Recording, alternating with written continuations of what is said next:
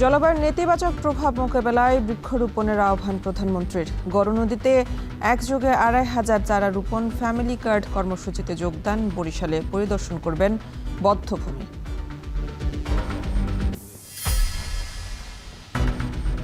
চট্টগ্রামে বন্যা পরিস্থিতির উন্নতি নেই। রাঙ্গামাটির ৬ উপজেলার নিম্নাঞ্চল প্লাবিত। সিলেটে টানা বর্ষণে নদ নদীর পানি বাড়ার শঙ্কা। অতিবৃষ্টিতে কুমিল্লায় কয়েকটি পরীক্ষা কেন্দ্র প্লাবিত। ৫ বছরের প্রাকৃতিক দুর্যোগে ৪১,০০০ কোটি টাকার বেশি ক্ষতি। মোকাবেলায় জনবল সহ মাঠ পর্যায়ে নানা সংকট। তিস্তা ও পদ্মা ব্যারেজ প্রকল্প দ্রুত বাস্তবায়নের তাগিদ বিশেষজ্ঞদের।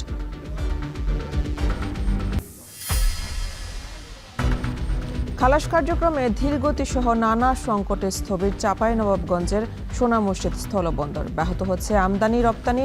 দ্রুতই বন্দর সম্প্রসারণের দাবি ব্যবসায়ীদের।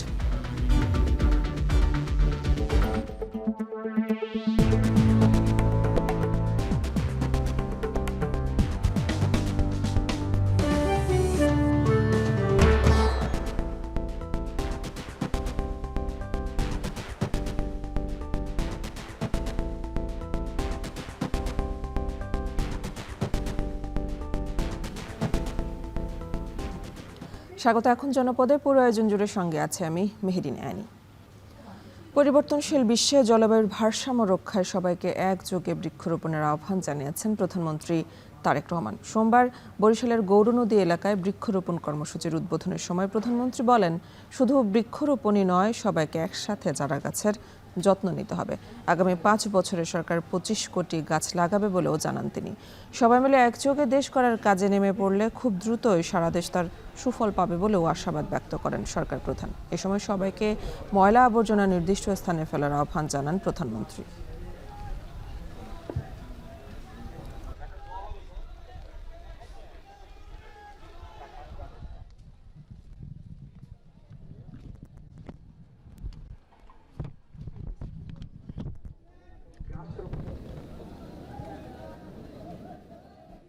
এখন আগের মতন শীত পড়ে না, আবার গরমের সময় অনেক বেশি গরম পড়ে।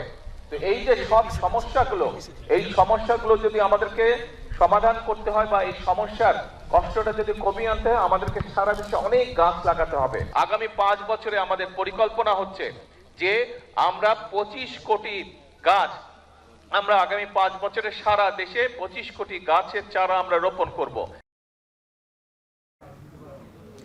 বৃক্ষরোপণ কর্মসূচির পর ফ্যামিলি কার্ড কর্মসূচি উদ্বোধন করেছেন প্রধানমন্ত্রী তারেক রহমান। বিকেলে বরিশাল শহরে দলীয় সাংগঠনিক সভা। আর এ বিষয়ে বিস্তারিত জানাতে বরিশাল থেকে যুক্ত আছেন সহকর্মী সাব্বির রোজ। রোজ, বরিশালে প্রধানমন্ত্রীর কর্মসূচি নিয়ে বিস্তারিত আমাদেরকে জানাবেন।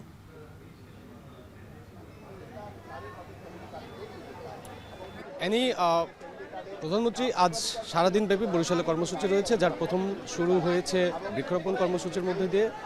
নির্বাচনী প্রতিশ্রুতি অনুযায়ী 5 বছরে 25 কোটি গাছ লাগানোর কথা কিন্তু বিএনপি আগে থেকে বলে আসছিল। সরকার গঠনের পর তা চট্টগ্রামের ডৌলাহাজরা থেকে উদ্বোধন করেন এবং আজ এই অঞ্চলের অর্থাৎ দক্ষিণাঞ্চলের যে বৃক্ষরোপণ কর্মসূচি সেটির উদ্বোধন করলেন। এবং এর পরবর্তীতে প্রধানমন্ত্রী তারেক রহমান ফ্যামিলি কার্ডদের সুবিধাভোগী যারা রয়েছে, সরকারের আরেকটি মেগা প্রকল্প যেটি ফ্যামিলি কার্ড, সেটার প্রথম পর্যায়ে বরিশাল গৌরনদী অঞ্চলের যে সকল নারীরা পেয়েছেন তাদের সাথে একটি সংক্ষিপ্ত মতবিনিময়ে অংশ নেন, যেখানটিতে আমরা রয়েছি। সেই মতবিনিময় কিছুক্ষণ আগেই তিনি শেষ করে বরিশাল শহরের উদ্দেশ্যে রওনা দিয়েছেন। সেখানে আরেকটি বৃক্ষরোপণ কর্মসূচি রয়েছে প্রধানমন্ত্রীর, এবং এর পরবর্তীতেই একটি সাংগঠনিক সভা রয়েছে, যেটি প্রধানমন্ত্রী বরাবরই বাংলাদেশের বিভিন্ন প্রান্ত গেলে তিনি দলীয় প্রধান হিসেবেও, কিন্তু তার যে তৃণমূলের যে সংগঠনগুলো রয়েছে বিএনপি ও এর অঙ্গ সহযোগী সংগঠনের বিভিন্ন নেতৃবৃন্দের সাথে বসেন এবং নানা দিক নির্দেশনামূলক বক্তব্য দেন, যেন সরকারের পাশাপাশি উন্নয়ন কর্মকাণ্ডে তারা কিভাবে অংশগ্রহণ করতে পারেন সেই বিষয়গুলো সেখানে আলোচনা করা হয়। মূলত এই জলবায়ু ঝুঁকিতে থাকা বাংলাদেশের অন্যতম সেই জায়গা থেকে কিন্তু সরকার প্রধান বারবারই বলে আসছে যে বৃক্ষরোপণের যে কর্মসূচি সেটি তিনি বাস্তবায়ন করতে চান। এবং এর সাথে আরেকটি বিষয় লক্ষণীয়, সেটি হচ্ছে যে কিছুদিন আগে যেখানে খাল খনন কর্মসূচি করা হয়েছে সেই খালটির পাড়েই এই বৃক্ষরোপণ করা হয়েছে এবং দেশ জুড়ে প্রায় 5 বছরে অর্থাৎ বছরে 5 কোটি, 5 বছরে 25 কোটি সেই বৃক্ষরোপণ কর্মসূচি একটি বৃহৎ কর্মসূচি রয়েছে টেকসই সবুজায়নের লক্ষ্যে। আমরা দেখেছি কিছুক্ষণ আগে প্রধানমন্ত্রী এখানে তৃণমূলের যে নারীরা রয়েছে, প্রান্তিক নারীরা, সেই নারীদের সঙ্গে কথা বলেছেন এবং তিনি সরাসরি কথা বলেছেন। সেখানে আমরা দেখেছি যে এই অঞ্চলের যারা প্রান্তিক নারীরা রয়েছেন তারা ফ্যামিলি কার্ডের মাধ্যমে কী ধরনের সুবিধা পাচ্ছেন সেই বিষয়গুলো প্রধানমন্ত্রীর কাছে তুলে ধরেছেন। তিনি তার বক্তব্যে বলেছেন এই দেশে ধর্ম বর্ণ নির্বিশেষে তিনি আসলে সকলকে নিয়ে একটি সাম্যের বাংলাদেশ, অর্থাৎ শান্তিপূর্ণ একটি বাংলাদেশ, শান্তির বাংলাদেশ, সেটি তুলে ধরার বার্তা স্পষ্ট করেছেন এবং তিনি বারবারই বলে আসছেন ইন্টার পর্যন্ত মেয়েদের অবৈতনিক শিক্ষার পাশাপাশি দুঃখিত ডিগ্রি পর্যন্ত মেয়েদের অবৈতনিক শিক্ষার পাশাপাশি নারীদের স্বাবলম্বী করতে একটি বড় উদ্যোগ গ্রহণ করেছে এই সরকার এবং বাজেটেও এটি প্রতিফলন হয়েছে এবং তিনি এই অঞ্চলের নারীদেরকে আশ্বস্ত করেছেন এবং নারী শিক্ষার প্রতি তিনি জোর দিয়েছেন। পাশাপাশি সরকারের উন্নয়ন কর্মকাণ্ডে সবাইকে সহযোগিতার আহ্বানও তিনি জানিয়েছেন। অ্যানি, প্রধানমন্ত্রীর বরিশাল সফর নিয়ে জানাচ্ছেন সহকর্মী সাব্বির রোজ।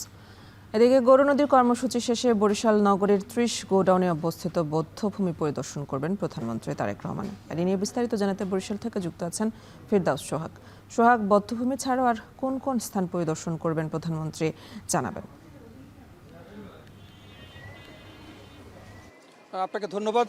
বধ্যভূমি ছাড়াও উনি কিন্তু বরিশালের যে শিল্পকলা একাডেমি রয়েছে সেই শিল্পকলা একাডেমি মিলনায়তনে বিকেলে একটি কর্মী সভায় যোগ দেবেন। বিএনপির দলীয় কর্মী সভায় তিনি তার যোগদান করার কথা রয়েছে। একটু দেখাবার চেষ্টা করছি। এছাড়া তিনি সার্কিট হাউসে আসবেন এমনটি তার কর্মসূচি অনুসারে আমরা জানতে পেরেছি। সার্কিট হাউস সহ যে জায়গাগুলো রয়েছে তিনি যেখান থেকে যে পথে পথে যাতায়াত করবেন সেসব জায়গায় আমরা দেখেছি যে কড়া নিরাপত্তার চাদরে ঢেকে দেওয়া হয়েছে। কয়েক স্তর বিশিষ্ট নিরাপত্তা, পোশাকে এবং বিনা পোশাকে কিন্তু পুলিশ এবং গোয়েন্দা সংস্থার লোকজন রয়েছে।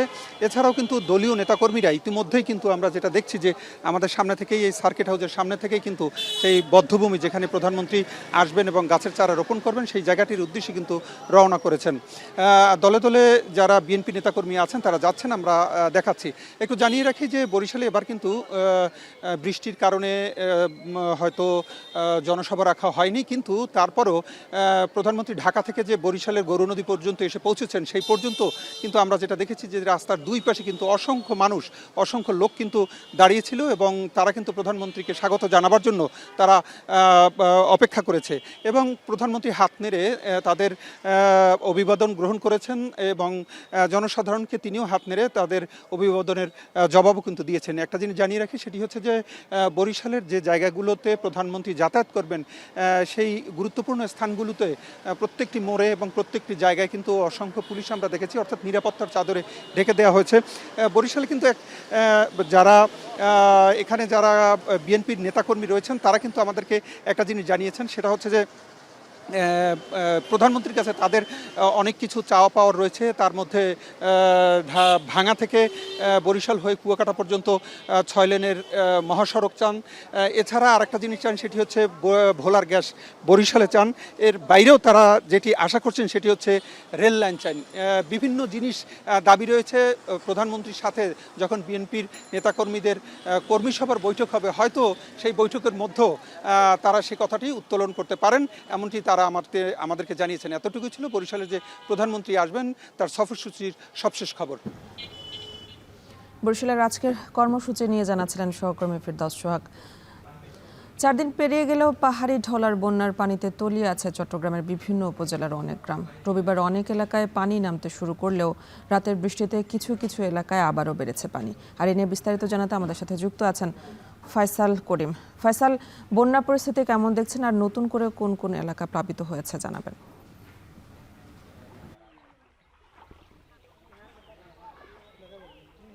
চট্টগ্রামের অনেক এলাকা এখনও পানি নিচে তলিয়ে আছে। আমরা দেখছি যে আসলে চট্টগ্রামের যেসব উপজেলা বেশি ক্ষতিগ্রস্ত হয়েছে, সাতকানিয়া, বাঁশখালী, সেসব উপজেলার যেসব গ্রাম গত 2-3 দিন তলিয়েছিল সেসব গ্রাম থেকে গতকাল কিছুটা পানি নামলেও আবারও রাতের যে বৃষ্টি, সে বৃষ্টিতে পানির পরিমাণ বেড়েছে। আমরা দেখছি যে এসব এলাকায় মূলত যেখানে যেখানে কোমর পানি ছিল সেখান থেকে 1 থেকে 1.5 ফুট পানি কমেছে, কিন্তু এখন আসলে মানুষ পানিবন্দী। আমরা দেখছি যে জনজীবন বিপর্যস্ত, স্বাভাবিক হয়নি এখনও এবং মানুষকে এই পানির মধ্য দিয়েই চলাচল করতে হচ্ছে, নৌকা ব্যবহার করতে হচ্ছে।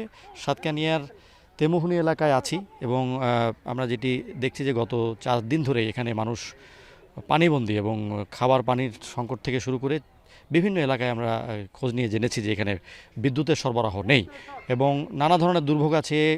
রান্নাবান্নায় যেমন সমস্যা হচ্ছে, তেমনি অনেকে অভিযোগ করছেন যে তাদের কাছে এখনও পর্যন্ত কোনো ত্রাণ পৌঁছায়নি, অর্থাৎ ভেতরের যে এলাকাগুলো সেগুলো ততটুকু পর্যন্ত ত্রাণের যে সরবরাহ সেটি নিশ্চিত করতে পারেনি প্রশাসন বা সরকারি বেসরকারি যে সংস্থাগুলো আছে।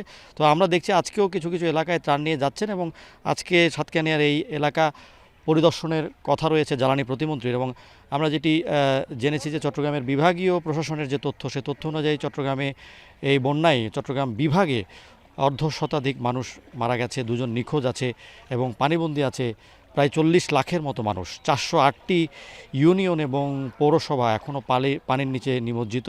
নতুন করে গতকাল বৃষ্টি হয়, আরও নতুন কিছু এলাকা ডুবেছে এবং এইসব এলাকার মানুষের যে অভিযোগ সেটি হচ্ছে বছরের এই সময় আসলে প্রশাসন কিংবা অন্যান্য যারা সংস্থা আছে, রাজনৈতিক যে নেতৃবৃন্দ আছেন, তারা এইসব এলাকায় এসে নানা ধরনের তোড়জোড় চালালেও বছরের যে বাকি সময়, সে সময় কিন্তু এখানে আসলে কেউ খোঁজখবর নেয় না। এলাকার যে উন্নয়ন, এলাকার যে পরিকল্পিত দীর্ঘমেয়াদী উন্নয়ন, সেই উন্নয়নের ব্যাপারে সবাই আসলে এক ধরনের গাফিলতি করে। প্রশাসনের নীরবতা থাকে, এখানে ইটভাটা গড়ে ওঠে, খাল নদী দখল হয়, বন উজাড় হয়, জলাশয় ভরাট হয়ে যায়। সব কিছু মিলিয়ে ওই সময়টাতে আসলে তখন দেখার কেউ থাকে না। আমরা বছরের এই যে দুর্যোগের সময়টাতে শুধুমাত্র এই এলাকাগুলোতে, দুর্গত এলাকাগুলোতে ত্রাণ তৎপরতা দেখি, নানা ধরনের কর্মকাণ্ড চোখে পড়ে এবং যখনই পানি নামতে শুরু করে তখন থেকে আসলে এইসব এলাকার যে আবার যে চিরচেরা চিত্র, অবহেলার যে চিত্র, সেটি আবার দেখা দেয়। চট্টগ্রামে বন্যা পরিস্থিতি নিয়ে জানাচ্ছিলেন সহকর্মী ফয়সাল করিম। এদিকে রাঙামাটিতে থেমে থেমে বৃষ্টিপাত অব্যাহত রয়েছে। কাপ্তাই হ্রদের পানি বাড়ায় 6 উপজেলার নিম্নাঞ্চল প্লাবিত হয়ে নতুন করে বন্যার শঙ্কা দেখা দিয়েছে। আর এ নিয়ে বিস্তারিত জানাতে আমাদের সাথে যুক্ত আছেন জিয়াউর রহমান জুয়েল। জুয়েল, যেহেতু বন্যার শঙ্কা তৈরি হয়েছে, তো প্রশাসন থেকে কি কোনো ব্যবস্থা নেওয়া হয়েছে কিনা জানাবেন? এদিন গত শনিবার থেকে আজ 10 দিন পর্যন্ত যে থেমে থেমে চলা বৃষ্টিপাত, কখনো ভারী কখনো মাঝারি, এর মধ্যে যে পাহাড় ধসের সংখ্যা আর নতুন করে যে বন্যা পরিস্থিতি তৈরি হয়েছে, এরই মধ্যে জেলার 7টি উপজেলায় 131টি ছোট বড় পাহাড় ধসের ঘটনা ঘটেছে। যেখানে উজানের ঢল এবং বৃষ্টিপাতের কারণে কাপ্তাই হ্রদ কেন্দ্রিক যে উপজেলাগুলো রয়েছে সেখানকার নিম্নাঞ্চল প্লাবিত হয়ে বন্যা পরিস্থিতি তৈরি হয়েছে। বিশেষ করে বাগাইছড়িতে ব্যাপকভাবে অন্তত 30টি গ্রামের সেখানে পানিতে তলিয়ে যাওয়ায় সেখানকার মানুষজন দুর্বিষহ জীবনযাপন করেছেন। সেখানে এরই মধ্যে 21টি আশ্রয় কেন্দ্রে 1506 জন মানুষ সেখানে আশ্রয় নিয়েছেন বলে আমরা সর্বশেষ তথ্য অনুযায়ী জানতে পেরেছি। সব মিলিয়ে পাহাড় ধস এবং বন্যা পরিস্থিতিতে জেলায় যে 9টি উপজেলা এবং 2টি পৌরসভা রয়েছে সেখানে 50টি আশ্রয় কেন্দ্রে 3637 জন মানুষ অবস্থান করছেন বলে জেলা প্রশাসন থেকে জানানো হয়েছে। বলে রাখি, এই আশ্রয় কেন্দ্র এবং যে বন্যা দুর্গত মানুষজন রয়েছে তাদের আসলে অনেক অভিযোগ এরই মধ্যে এসেছে, বিশেষ করে খাবার, ত্রাণ সামগ্রী পৌঁছানো এবং মানুষজনকে দ্রুত নিরাপদ আশ্রয় কেন্দ্রে নিয়ে সবগুলো মিলে সেখানে আসলে পর্যাপ্ত ব্যবস্থা যেমন ছিল না উপজেলা এবং জেলা প্রশাসন থেকেও আসলে সেভাবে তাদের মধ্যে নানা রকম লুকোচুরিও আমরা অভিযোগ পেয়েছি। বিশেষ করে আশ্রয় কেন্দ্রগুলোতে খাবার, ব্যক্তিগত পরিচ্ছন্নতা এবং সুপেয় পানি, এই বিষয়গুলোতে ব্যাপকভাবে অভিযোগ এসেছে। গতকাল রাতেও শহরে যে লোকনাথ মন্দির, সেখানে আসলে নারীরাও নারীদেরকে খাবার দেওয়া হলো, শিশুদেরকে খাবার দেওয়া হয়নি, সেটা নিয়ে বেশ হট্টগোল তৈরি হয়েছে। বলে রাখি, রাঙ্গামাটির বাঘাইছড়ি এবং বিলাইছড়ি যে নিম্নাঞ্চল রয়েছে সেখানে প্লাবিত হয়ে, বিশেষ করে বিলাইছড়ি যে ফারুয়া বাজার, সেখানে 150 শতাধিক দোকান প্লাবিত হয়ে ব্যাপকভাবে ক্ষতিগ্রস্ত হয়েছে। রাঙ্গামাটির সঙ্গে বাঘাইছড়ির যে যোগাযোগ ব্যবস্থা, সেখানে 3 কিলো এলাকায় সড়ক ধসে গিয়ে এখন পর্যন্ত যোগাযোগ বন্ধ রয়েছে গত 5 দিন যাবত। রাঙ্গামাটির সঙ্গে আবার বাঘাইছড়ির যোগাযোগ ব্যবস্থা সেটি আসলে সচল করার জন্য খাগড়াছড়ি শহর বিভাগ ইতিমধ্যে কাজ শুরু করেছে গতকাল বিকাল থেকে। বলে রাখি, রাঙ্গামাটি থেকে বান্দরবানের যে যোগাযোগ ব্যবস্থা, সেখানে সড়ক ধসে গিয়ে, সেতু ধসে গিয়ে যোগাযোগ এখন পর্যন্ত বিচ্ছিন্ন হয়ে রয়েছে। সব মিলিয়ে রাঙ্গামাটির যে পরিস্থিতি সেটি আসলে প্রশাসন এবং উপজেলা প্রশাসনের সমন্বয়হীনতা সবচেয়ে বেশি আলোচিত হচ্ছে এবং অভিযোগ রয়েছে সেখানে আসলে ত্রাণ, খাবার, সুপেয় পানি, ওষুধ এগুলো পর্যাপ্ত ভাবে পাওয়া যাচ্ছে না। রাঙ্গামাটি থেকে এই ছিল আমার কাছে সবশেষ। রাঙামাটির বন্যা পরিস্থিতি নিয়ে জানাচ্ছিলেন সহকর্মী জিয়াউর রহমান জুয়েল। এদিকে সিলেটে টানা বৃষ্টিপাত অব্যাহত রয়েছে। আবহাওয়া অধিদপ্তরের তথ্য মতে আগামী 24 থেকে 48 ঘন্টায় সিলেট বিভাগে ভারী থেকে অতি ভারী বৃষ্টিপাতের সম্ভাবনা রয়েছে। আর এ নিয়ে বিস্তারিত জানাতে সিলেটের চাঁদনীঘাট থেকে যুক্ত আছেন সহকর্মী সন্দীপন শুভ। বৃষ্টি অব্যাহত থাকলে কোন কোন নদীর পানি বাড়তে পারে আমাদের বিস্তারিত জানাবেন।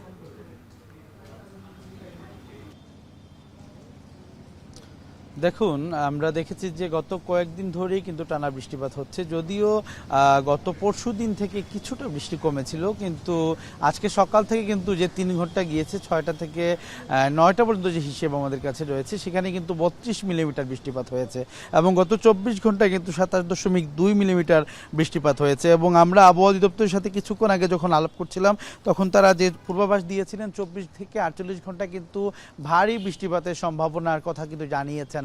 এবং আপনি যেমনটি জানতে চাচ্ছিলেন যে আসলে এই মুহূর্তে বিভিন্ন নদ নদীর ব্যাপারে, আসলে সিলেটের যে সুরমা, কুশিয়ারা, ধলাই সহ যে কয়েকটি নদী রয়েছে, সবগুলোতে কিন্তু পানি বৃদ্ধি পাচ্ছে। এবং আমরা দেখেছি যে যদি গড় পরিসংখ্যান বলতে যাই, সেক্ষেত্রে 4 থেকে 6 সেন্টিমিটার, এমনকি কোনো কোনো জায়গায় কিন্তু 8 সেন্টিমিটার পানি বৃদ্ধি পেয়েছে। এবং এখন আমরা যেখানে দাঁড়িয়ে আছি, অর্থাৎ সিলেটের সুরমা যে পয়েন্ট, সেখানে কিন্তু পানি প্রায় 90 সেন্টিমিটার বিপদসীমার নিচ দিয়ে প্রবাহিত হচ্ছে এবং সুরমা নদীর পানির স্তর এই মুহূর্তে 9.90 মিটারে উপনীত হয়েছে। এবং কুশিয়ারা নদী যেটি রয়েছে, কুশিয়ারা নদীর ফেঞ্চুগঞ্জ পয়েন্টে কিন্তু বিপদসীমার 73 সেন্টিমিটার নিচ দিয়ে পানি প্রবাহিত হচ্ছে এবং পানির স্তর কিন্তু এই মুহূর্তে 9.72 সেন্টিমিটারে পরিণত হয়েছে। এবং এর পাশাপাশি যদি আমি কানাইঘাটের কথা বলি, সেই কানাইঘাটেও কিন্তু এই মুহূর্তে পানির স্তর 12.38 মিটার এবং 37 সেন্টিমিটার নিচ দিয়ে কিন্তু কানাইঘাটে পানি প্রবাহিত হচ্ছে। এবং আমরা যেমনটি দেখেছি,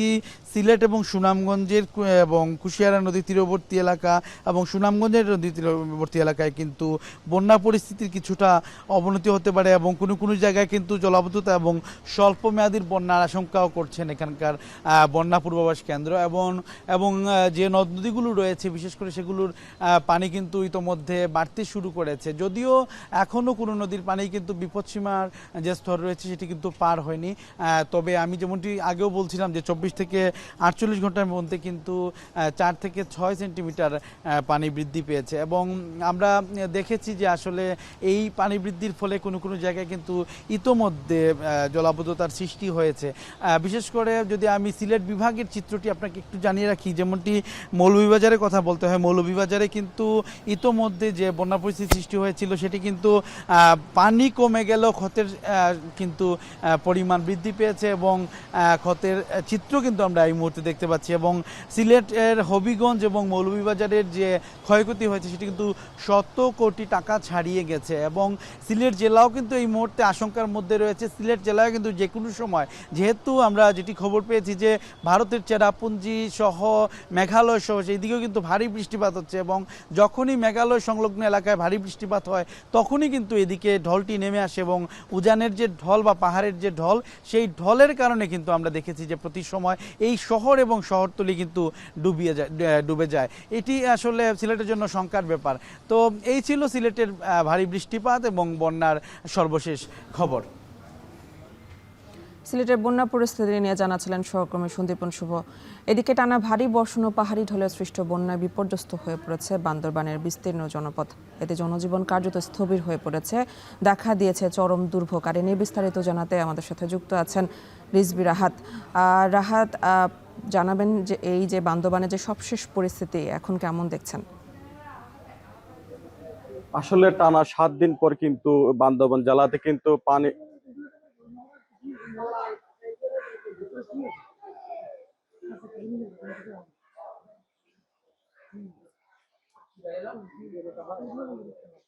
টানা 7 দিন পর কিন্তু আসলে বান্দরবান জেলা শহরের যেসব নিম্নাঞ্চলগুলো প্লাবিত হয়েছে, সেখান থেকে কিন্তু পানি ভোরবেলা থেকে কিন্তু পানি সরে গেছে। আসলে পানি সরে যাওয়ার পর থেকে কিন্তু একদম তাদের যারা ক্ষতিগ্রস্ত হয়েছে, তাদের ক্ষতগুলো আসলে ফুটে উঠেছে। তো একটি বিষয় জানিয়ে রাখি, বান্দরবান জেলা শহরের আর্মিপাড়া, শেরে বাংলানগর, ইসলামপুর, হাফেজগোনা, বালাঘাট এলাকার যেসব নিম্নাঞ্চলগুলো প্লাবিত হয়েছে, সেসব এলাকায় আমরা সকাল থেকে দেখেছি তারা যেসব আশ্রয়কেন্দ্রে আশ্রয় নিয়েছে, তারা আশ্রয়কেন্দ্র ছেড়ে কিন্তু তারা তাদের যে ঘর বাড়ি, তারা ঘর বাড়িতে উঠেছেন। বিশেষ করে আমরা জানিয়ে রাখি, আমি এখন যে স্থানটিতে দাঁড়িয়ে আছি, এটা শহরের আর্মিপাড়া এলাকার। এখানে প্রায় 20,000-এর মানুষ বেশি ক্ষতিগ্রস্ত হয়েছে বলে তারা আমাদেরকে জানিয়েছেন। তারা বিশেষ করে দেখেছি আমরা এসব এলাকাতে তাদের যে শেষ সম্বলটুকু ছিল এবারে বন্যাতে তা ক্ষতিগ্রস্ত হয়েছে। মানুষ মূলত আশ্রয়কেন্দ্রগুলো ছেড়ে কিন্তু এখন তারা তাদের বসত গড়ে উঠছে। তো একটি বিষয় জানিয়ে রাখি, আমরা জেনেছি কয়েকটি পাড়াগুলো মানুষের যে অভিযোগ, তারা সরকারের পক্ষ থেকে ত্রাণ সহায়তা না পাওয়ার একটি অভিযোগ তারা এখানকার বাসিন্দারা জানিয়েছেন। তো বিশেষ করে সরকার থেকে বা যারা সমাজে বিত্তবান আছে, তারা সহযোগিতা চান।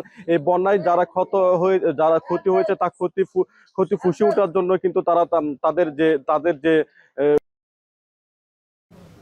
সাহায্য জানিয়ে রাখে আপনার পানি না মানে একদম শেষ সম্বলটুকু কিন্তু এই বন্যায় তারা হারিয়েছে। আমাদের এখানকার বাসিন্দারা জানিয়েছেন তারা সমাজে যা বিত্তবান এবং সরকারের থেকে তারা সহযোগিতা চান। তো আমরা আরো দেখেছি বান্দরবান লামা আলীকদম নাইক্ষ্যংছড়ি যেসব উপজেলাগুলো নিম্নাঞ্চল প্লাবিত হচ্ছে সেসব এলাকায় কিন্তু আজ সকাল থেকে পানি নেই বললে বিত্তবান এবং সরকারের থেকে তারা সহযোগিতা চান। তো আমরা আরো দেখেছি বান্দরবান লামা আলীকদম নাইক্ষ্যংছড়ি যেসব উপজেলাগুলো নিম্নাঞ্চল প্লাবিত হচ্ছে সেসব এলাকায় কিন্তু আজ সকাল থেকে পানি নেই বললে চলে।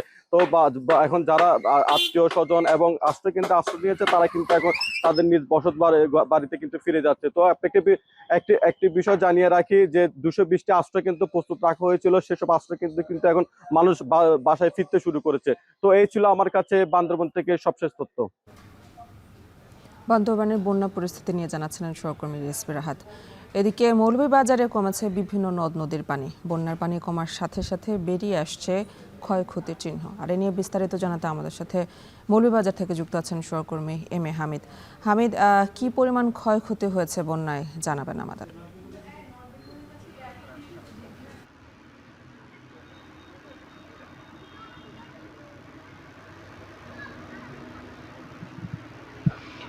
এনি মৌলভীবাজারে প্রথমে কমলগঞ্জের মখাবিল এলাকা এবং জসিম ব্রিকফিল্ড এলাকা দিয়ে দুটি বাঙ্গন দিয়ে বন্যা শুরু হয় এবং পরবর্তীতে রাজনগরের 3টি, উজিরপুর, খামদু এবং বাগেরহাট 3টি স্থান দিয়ে মনু নদীর বাঁধ ভেঙে বন্যার সৃষ্টি হলে পুরো জেলার প্রায় 40,000 লোক পানিবন্দী হয়ে পড়ে এবং গতকালকে থেকে আস্তে আস্তে করে নদীর পানি কমতে শুরু করলে বন্যার পরিস্থিতি উন্নতির দিকে শুরু হয়েছে।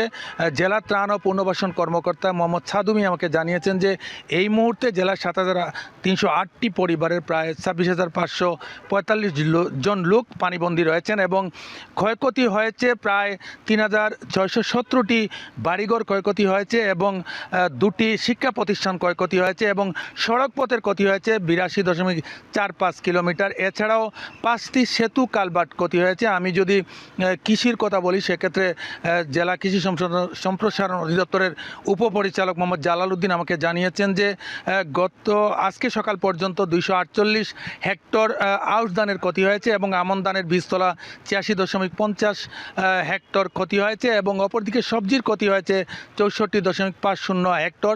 এই মুহূর্তে যদি নদীগুলোর পানি চলাচলের কথা বলি সেক্ষেত্রে চাঁদনীঘাট এলাকায় আমি যেখানে দাঁড়িয়ে আছি সেখানে বিপদসীমার 124 সেন্টিমিটার নিচ দিয়ে প্রবাহিত হচ্ছে এবং মনু ব্রিজ এলাকায় মনু নদীর পানি 355 সেন্টিমিটার নিচ দিয়ে প্রবাহিত হচ্ছে। অপরদিকে ধলাই নদীর পানি 357 সেন্টিমিটার বিপদসীমার নিচ দিয়ে প্রবাহিত হচ্ছে এবং কুশিয়ারা নদীর পানি 24 সেন্টিমিটার এবং জুড়ি নদীর পানি 45 সেন্টিমিটার বিপদসীমার নিচ দিয়ে প্রবাহিত হচ্ছে। আমি কথা বলেছিলাম পানি উন্নয়ন বোর্ডের নির্বাহী প্রকৌশলী খালিদ বিন ওয়ালিদের সাথে। তিনি জানিয়েছেন যে বাঁধগুলা ইতিমধ্যে ভেঙে গিয়েছে সেগুলো মেরামতের চেষ্টা করছেন এবং বিশেষ করে মকাবিল এবং কুলাউড়ার যে সিকরি এলাকায় যে বাঁধটি আগে থেকে বাঁধ ভাঙ্গা ছিল সেগুলো দিয়ে পানি প্রবেশ করছিল এবং সেগুলো ভারতীয় বিএসএফের বাধার কারণে কাজ করা সম্ভব হয়নি। তারা চেষ্টা চালিয়ে যাচ্ছেন যে ভারতের সাথে কথা বলে সেই বাঁধগুলা মেরামত করার চেষ্টা করবেন। এই ছিল আমার কাছে মৌলভীবাজার থেকে বন্যা নিয়ে সবশেষ। এনি দীর্ঘদিন ধরে দুর্যোগ ব্যবস্থাপনা মন্ত্রণালয়ে প্রয়োজনীয় পদ বৃদ্ধি না করায় দুর্যোগ মোকাবেলায় হিমশিম খেতে হচ্ছে মাঠ পর্যায়ের কর্মীদের।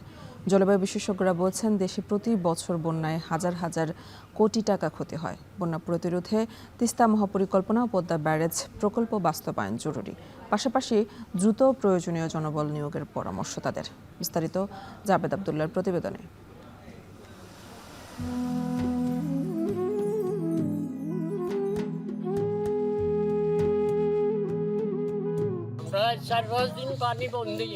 ঘরে একটা চাইলো নাই ডাইলো নাই, আমি কি করুন, থাকার কোনো জায়গা নাই, হাতে একটা পয়সা পাচ্ছি। অতি ভারী বৃষ্টি আর বন্যায় ভাসছে দেশের দক্ষিণ পূর্বাঞ্চল। ঘরবাড়ি, সড়ক, সেতু ক্ষতিগ্রস্ত হবার পাশাপাশি ভেসে গেছে মাছের ঘের, তলিয়ে গেছে ফসল। গত 7 দিনের বৃষ্টি ও পাহাড়ি ঢলে দেশের অন্তত 20টি জেলা এখন বন্যা কবলিত। 2021 থেকে 2025 সালের মধ্যে শুধু বন্যা ও ঘূর্ণিঝড়ের কারণেই দেশের অর্থনীতিতে প্রায় 41,200 কোটি টাকার ক্ষতি হয়েছে। এ সময় ক্ষতিগ্রস্ত হয়েছে 1,77 লাখেরও বেশি মানুষ। দুর্যোগ ব্যবস্থাপনা ও ত্রাণ মন্ত্রণালয়ের সাম্প্রতিক হিসেব এটি। দুর্যোগপ্রবণ এই অঞ্চলে ঝড়, বন্যা, জলোচ্ছ্বাস সাধারণ হলেও আগাম সতর্কতায় ক্ষয়ক্ষতি কমানো সম্ভব। আবার দুর্যোগ পরবর্তী ক্ষতি নিরূপণ আর ত্রাণ বিতরণেও পরিস্থিতি সামাল দেওয়া যায়। কিন্তু এবারের বন্যায় আগাম সতর্কতা ও ত্রাণ কার্যক্রম নিয়ে নানা অভিযোগ উঠে এসেছে। আমার ব্যবসা বাণিজ্য সব পানিতে তলায় গেছে। এখানে অবশিষ্ট বলতে আর কিছু নাই, মানুষ গরু ছাগল নিয়ে খুবই মানবতার জীবনযাপন করতেছে। মাঠ পর্যায়ে ব্যাপক শূন্যপদের কারণেই সংকট তৈরি হয়েছে জেলাগুলোতে। দুর্যোগ ব্যবস্থাপনা মন্ত্রণালয়ের প্রয়োজনের তুলনায় জনবল কম। তবে এ ব্যাপারে দুর্যোগ মন্ত্রণালয়ের অতিরিক্ত সচিব জানান, এবার বন্যা শেষ হলে সবকিছু ঢেলে সাজানো হবে। তাৎক্ষণিক এই দুর্যোগটা আল্লাহর রহমতে যখন আমরা ওটা থেকে পরিত্রাণ পাবো, তখন সেই পরিস্থিতি অনুযায়ী আমরা ঠিক করব যে আসলে তাদের কি প্রয়োজন, সেই প্রয়োজন অনুযায়ী আবার ব্যবস্থা নেওয়া হবে। বিগত সময়ে সঠিক ও যুগ উপযোগী পরিকল্পনার অভাবেই ক্ষয়ক্ষতি বেশি হয়েছে বলে মনে করেন জলবায়ু বিশেষজ্ঞরা। শুধু ত্রাণ সহায়তা নয়, বন্যা প্রতিরোধে তিস্তা মহাপরিকল্পনা ও পদ্মা ব্যারেজ প্রকল্প বাস্তবায়নও জরুরি বলে মনে করেন তিনি। রাস্তাগুলোর মধ্যে সাফিসিয়েন্ট কালভার্ট করা হয়নি। পানি উন্নয়ন বোর্ড নদীর পাড়ে প্রচুর বাঁধ বানিয়েছে, যেগুলো সামান্য চাপেই ভেঙে যায়। বাইরের পানি আপনি ঢুকতে দিলেন না বাঁধ দিয়ে, কিন্তু ভিতরের পানি নিষ্কাশনের কি ব্যবস্থা করেছেন? ভবিষ্যতে দুর্যোগ পরিস্থিতি প্রতিরোধে টেকসই প্রস্তুতি কার্যকর উদ্যোগ হতে পারে বলে মত বিশেষজ্ঞদের। জলোচ্ছ্বাসের যে দুর্যোগ, যেটা অক্টোবরের শেষ থেকে নভেম্বর পর্যন্ত থাকবে, তার আগে স্থানীয় সরকারগুলোকে আমার মেরামত করা দরকার। এজন্য সাধারণ মানুষের সচেতনতা জরুরি বলে মনে করেন দুর্যোগ ব্যবস্থাপনা বিশেষজ্ঞরা। জাবেদ আব্দুল্লাহ, এখন, ঢাকা। বৈরী আবহাওয়ায় পটুয়াখালীতে ফুঁসে উঠেছে নদ নদীর পানি। স্বাভাবিক জোয়ারের চেয়ে 3 থেকে 4 ফুট পানি বৃদ্ধি পেয়েছে নদীতে। ভাঙন দেখা দিয়েছে বেড়িবাঁধেও। আর এ নিয়ে জানাতে পটুয়াখালী থেকে যুক্ত আছেন সহকর্মী জসিম পারভেজ। জসিম, বেড়িবাঁধ ভাঙা ঠেকাতে প্রশাসন কোনো উদ্যোগ নিয়েছে কিনা জানাবেন আমাদের।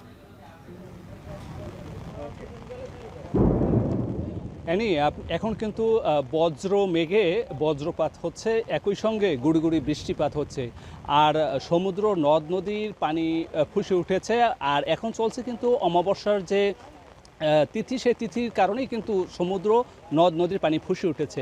আর তীব্র স্রোতে উপকূলীয় অঞ্চলের পটুয়াখালীর বিভিন্ন উপজেলার বেড়িবাঁধ বিধ্বস্ত হচ্ছে। তেমনি একটা বেড়িবাঁধ হচ্ছে যে আমরা পটুয়াখালীর কলাপাড়ার যে নীলগঞ্জ ইউনিয়নের খ্রিস্টান পল্লী সদরপুরে এসেছি। এখানে 3 মুখের একটি স্লুইস রয়েছে। সেই স্লুইসটি কিন্তু জোবায় বিধ্বস্ত হয়েছে। আপনি দেখতেই পাচ্ছেন আমার পিছনে কিন্তু। আর এখানকার যে ভুক্তভোগী যে বাসিন্দা রয়েছে, তারা বলছেন যে এই অব্যাহত ভাঙনের কারণেই এখানকার যে প্রাইমারি শিক্ষা প্রতিষ্ঠান রয়েছে, চিকিৎসা ব্যবস্থারও এখানে ক্লিনিক রয়েছে, এবং এখানকার যে মানুষের যাতায়াতের একমাত্র মাধ্যম হচ্ছে এই বেড়িবাঁধটি। এখানকার যে 9টি গ্রামের মানুষ, প্রায় এখানে 20 থেকে 30 একর জমি অত্যন্ত ঝুঁকিপূর্ণ। কিন্তু আর যদি এই উন্মুক্ত এই স্লুইস গেট থেকে যদি জোয়ারের পানি গ্রামের অভ্যন্তরে প্রবেশ করে, তাহলে 2 থেকে 2,500 একরের জমি কিন্তু প্লাবিত হবে। এবং এবছর যে আমন মৌসুম, এই আমন মৌসুমে তাদের কিন্তু কৃষি আবাদ একদম বন্ধ হওয়ার উপক্রম হয়েছে। তো ইতিমধ্যেই আমরা কৃষকদের সঙ্গে কথা বলেছি, তারা বলেছে যে এখন আষাঢ়ের শেষ, এখন কিন্তু বীজতলা তৈরিরও সময় শেষ। নতুন করে যে আবার বীজতলা তৈরি করবে এমন উপায়ও এখানে কিন্তু আমরা দেখতে পাচ্ছি না। আপনি দেখতেই পাচ্ছেন বজ্রপাত কিন্তু অবিরত ঘটে যাচ্ছে। ইতিমধ্যেই বেশ কয়েকটি বজ্রপাতে এখানকার যে উপকূলীয় এলাকার মানুষ, তারা কিন্তু আতঙ্কিত হয়ে পড়েছে। এবং বৃষ্টিপাতের কারণে আরও এখানকার যে মাটি ক্ষয়, সেটি কিন্তু আরও বাড়ছে, তীব্র আকার ধারণ করেছে। আপনাকে আরও জানিয়ে রাখি, যদি আবহাওয়া অধিদপ্তর 3 নম্বর সতর্ক সংকেত প্রত্যাহার করেছে, কিন্তু আবার নতুন করে বৈরী আবহাওয়ার কারণে আবার সমুদ্র এবং আবহাওয়া খারাপ হওয়ার কারণে দুর্যোগপূর্ণ আবহাওয়া পরিস্থিতি বিরাজ করছে উপকূলীয় অঞ্চলে। এই ছিল আমার কাছে সবশেষ। পটুয়াখালীর আবহাওয়া পরিস্থিতি নিয়ে জানাচ্ছিলেন সহকর্মী জসিম পারভেজ। এদিকে অতি বৃষ্টিতে ডুবে গেছে কুমিল্লার কয়েকটি এইচএসসি পরীক্ষার কেন্দ্র, দুর্ভোগে তাই পরীক্ষার্থীরা। আর এ নিয়ে বিস্তারিত জানাতে কুমিল্লা নগরী থেকে যুক্ত আছেন মাসুদ আলম। মাসুদ, পরীক্ষার কেন্দ্র পানিতে ডুবে যাওয়ায় শিক্ষা বোর্ড ও প্রশাসন থেকে কোনো ব্যবস্থা নেওয়া হয়েছে কিনা জানাবেন।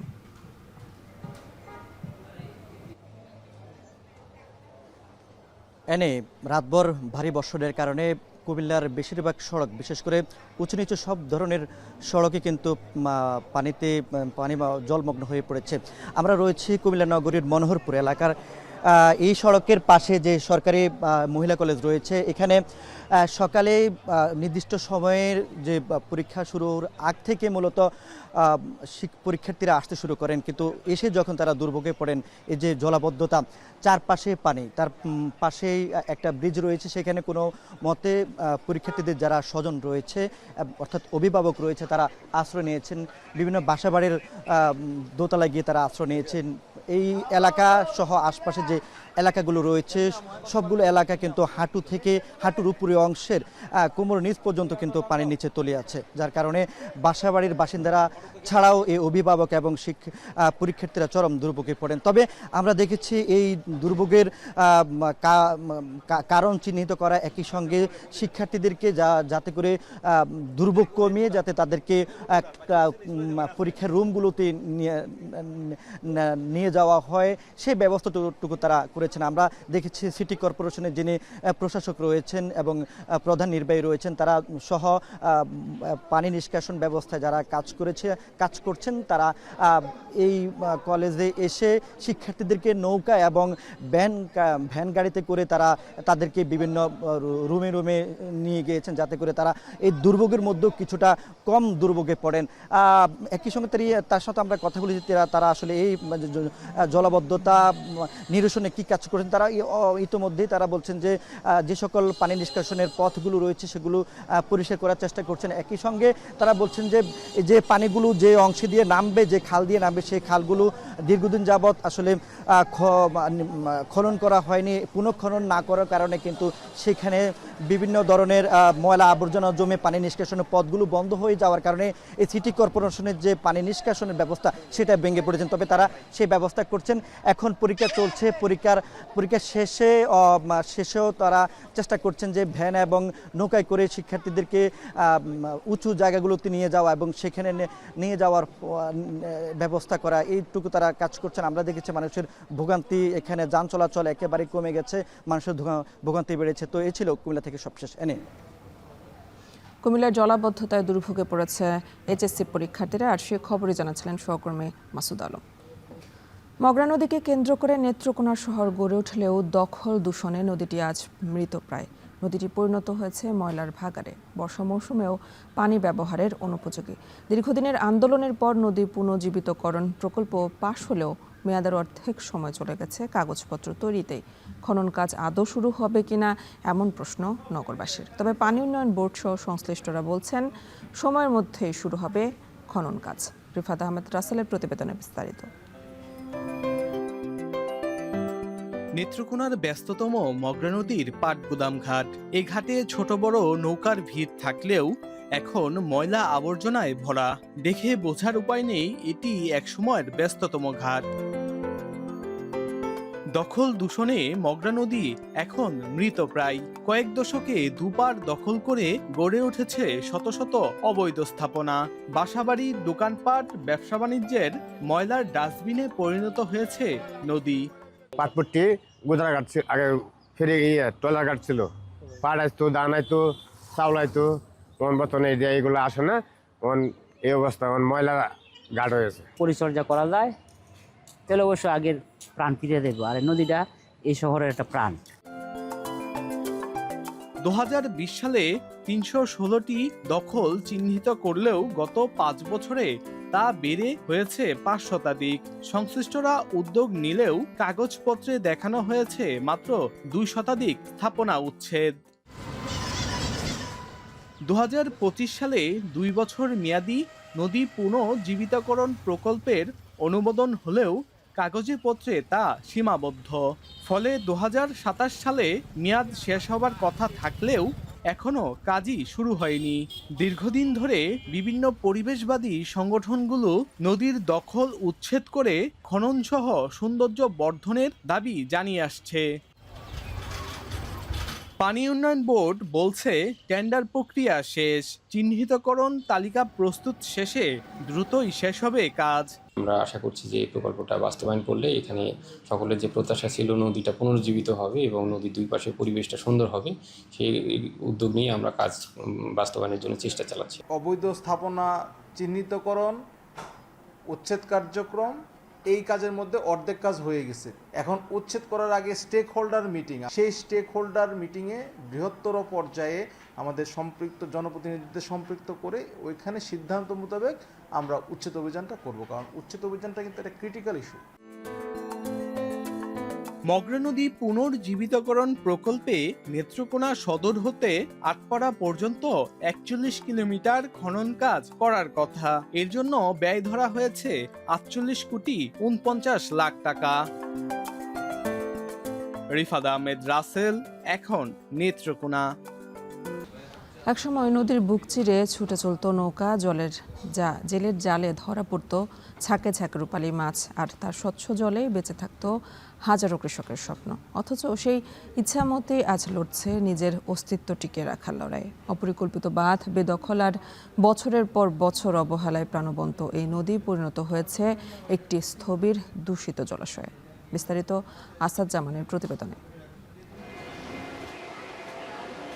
মানিকগঞ্জ হরিরামপুরের ইছামতি নদী, যে নদী একদিন ছিল এই জনপদের প্রাণভোমরা, আজ তার বুকে নেই স্রোতের কলতান, নেই জীবনের কোনো স্পন্দন। নদীর বিভিন্ন অংশে গড়ে তোলা হয়েছে একের পর এক বাঁধ। কোথাও সেই বাঁধের ওপর বসে গেছে রাস্তা, কোথাও আবার গজিয়ে উঠেছে দোকানপাট, এমনকি বসতবাড়িও। ফলে পদ্মার পানি আর পৌঁছাতে পারছে না ভাতসালা, দিয়ার কিংবা গোপীনাথপুরের মতো বিস্তৃত বিলগুলোতে। একে একে শুকিয়ে যাচ্ছে জলাশয়, হারিয়ে যাচ্ছে দেশীয় প্রজাতির মাছ, আর পানির অভাবে চরম দুর্ভোগে দিন কাটাচ্ছে কৃষক ও জেলে পরিবারগুলো। এদিকে বর্ষা এলেও মেলে না স্বস্তি। বাঁধে আটকা পড়া কচুরিপানা পচে ছড়াচ্ছে উৎকট দুর্গন্ধ। নদীতে জমছে গৃহস্থালির বর্জ্য আর মানব বর্জ্যের স্তূপ। দূষিত এই পানিতে বাড়ছে মশার উপদ্রব। ভেঙে পড়েছে পরিবেশের স্বাভাবিক ভারসাম্য। যে নদী একদিন মানুষের জীবনের ভরসা ছিল, আজ সেই নদী যেন হয়ে উঠেছে দুর্ভোগের আরেক নাম। ইছামতি নদীতে পানি নাই, এই জন্য কৃষিকাজের অবস্থান তেমন একটা ভালো না। কত পানি আছিল, কাটা ফলা অনেক মাছ মারছে, এই মারছে, বড় বড় নৌকা গেছে। এই নদীতে আমরা আগে জিটকা যাইতাম, জিটকা থেকে আবার এদিকে বাড়ির টাকার হাট করতাম, তারপরে বিভিন্ন জায়গায় যাতায়াত করতাম। এখানে বাড়ির টাকা ঢাকা পর্যন্ত যাওয়া গেছে। হাতে গোনা কয়েকজন ব্যক্তি স্বার্থের জন্য এই ইছামতি নদীকে গলা টিপে হত্যা করা হয়েছে। এখন আমরা চাইতেছি এই নদীটা খুলে দিলে বোধহয় আমাদের জন্য ভালো হয়। পানি উন্নয়ন বোর্ড বলছে, নদীর হারানো স্বাভাবিক প্রবাহ ফিরিয়ে আনতে চিহ্নিত করা হচ্ছে অবৈধ বাঁধ। পর্যায়ক্রমে সেগুলো অপসারণ করা হবে। নদীর প্রবাহ ঠিক রাখার জন্য আমরা কাজ চালিয়ে যাচ্ছি এবং নদীর উপর দিয়ে যে সমস্ত ক্লোজার অর্থাৎ স্থানীয় জনগণ সুবিধার জন্য বাঁধ তৈরি করেছেন এবং বাঁধগুলো অপসারণ করে আমরা হাইড্রোলিক স্ট্রাকচার বসিয়ে যেন নদীর প্রবাহ সঠিক রাখা যায় সেই ব্যাপারে আমাদের কাজ চলমান আছে। একটি নদী শুধু পানির ধারা নয়, এটি একটি জনপদের জীবন, জীবিকা আর প্রকৃতির অস্তিত্ব। তাই ইছামতিকে বাঁচাতে দখলমুক্ত, অপ্রয়োজনীয় বাঁধ অপসারণ এবং দ্রুত পুনঃখননের দাবি স্থানীয়দের। আসাদ জামান, এখন মানিকগঞ্জ। সোনা মসজিদ স্থলবন্দরে জায়গা সংকট, ভারতীয় অংশে একতরফা মূল্য বৃদ্ধি এবং ঘন ঘন আমদানি রফতানি বন্ধ থাকার কারণে কার্যত স্থবির হয়ে পড়েছে। বন্দরে পর্যাপ্ত ইয়ার্ড না থাকায় প্রতিদিন ভারত থেকে আসা 300 থেকে 350টি পণ্যবাহী ট্রাকের চাপ সামলানো কঠিন হয়ে পড়ছে। খালাস কার্যক্রমে ধীরগতি, দীর্ঘ যানজট ও ব্যবসায়ীদের অতিরিক্ত ব্যয় বাড়ছে। বছরে কোটি কোটি টাকার রাজস্ব হারানোর পাশাপাশি সংকট কাটাতে দ্রুত বন্দর সম্প্রসারণ ও প্রয়োজনীয় অবকাঠামো উন্নয়নের দাবি সংশ্লিষ্টদের। সোহান মাহমুদের তথ্য ছবিতে বিস্তারিত।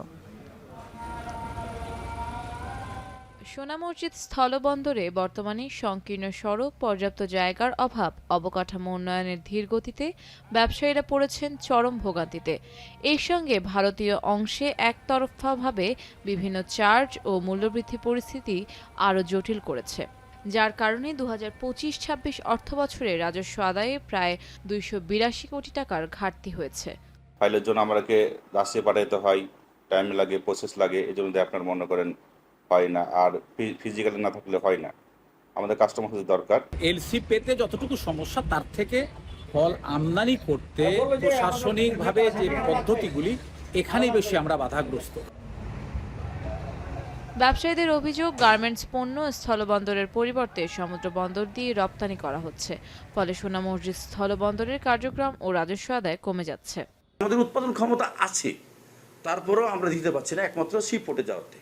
যদি এটা ল্যান্ড পোর্টে যদি ফিরে আসে তাহলে অবশ্যই এক্সপোর্টের ক্ষেত্রে এটা ব্যবসার জীবন পাবে। এই বন্দরে আগে মাসুল নিত এক পাটের, মানে একবার আনলোড করলে, মানে লোড আনলোড করলে একবার বিল নিত। এখন তারা কি করে, ডবল বিল নেয়।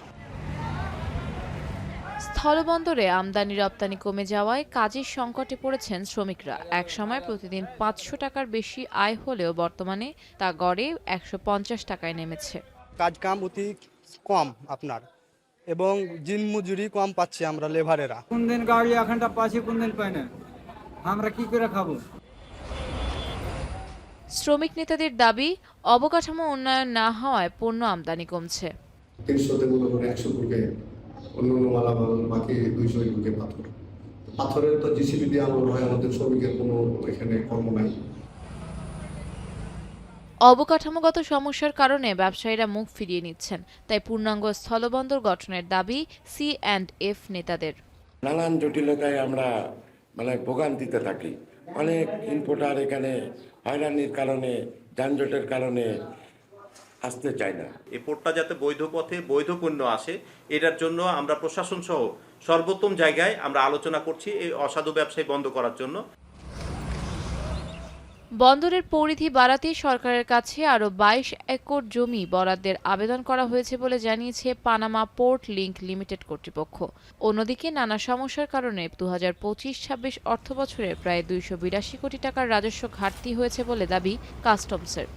স্থলবন্দরের সাথে যে এগ্রিমেন্ট আছে সে অনুযায়ী টোটাল কার্যক্রম সম্পন্ন হয়েছে এবং 22 একরের আর একটা আবেদন দেওয়া আছে, এটা চলমান। এটা হলে হয়তো আমাদের তখন আরও আমদানি রপ্তানির কাজ বৃদ্ধি পাবে এবং রাজস্ব আদায় হবে বলে আমি আশা করি। ব্যাংকের সঙ্গে এবং এখানে যারা স্টক হোল্ডার আছেন তাদের সাথে বিভিন্ন সময় সভা সেমিনার আমরা করছি।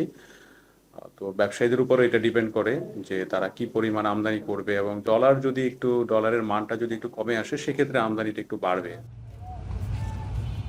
1992 সালে 19.13 একর জায়গায় সোনা মসজিদ শুল্ক স্টেশন নামে যাত্রা শুরু করে বন্দরটি, যা পরে সোনা মসজিদ স্থলবন্দর নামে পরিচিতি পায়।